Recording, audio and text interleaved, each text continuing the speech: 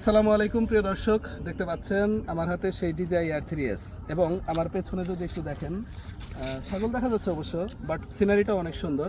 আমি বিকালবেলা একটু ঘুরতে আসলাম এদিকে। আসলে প্রকৃতির মাঝে না থাকলে মনটাও অস্থির হয়ে যায়। তো আপনাদেরকেও একটু দেখাই এই ড্রোন দিয়ে যে কেমন আসলে দেখা যায়। তো আমরা ড্রোনটা ফ্লাই করব। ফ্লাই করার জন্য রাস্তার মাঝখানে এখানে আমি রাখলাম সোজা সারফেসে। না, ছাগল অবশ্য ভয় পাবে না। তো আমরা কি করব, ড্রোনটাকে ফ্লাই করব। দেখতেই পাচ্ছেন। ওকে, হোম পয়েন্টটাও কিন্তু আপডেট হয়ে গেল। তো আমরা এখন দেখি কি অবস্থা। তো আমরা একটু এদিকে ঘোরাবো। ছাগলগুলো কিন্তু ভয় পাচ্ছে অনেক। ওকে, অসাধারণ অসাধারণ। দেখতে পাচ্ছেন এই রাস্তাটা আমি আরো উপর দিকে উঠাবো। সত্যি অসাধারণ দেখতে পাচ্ছেন।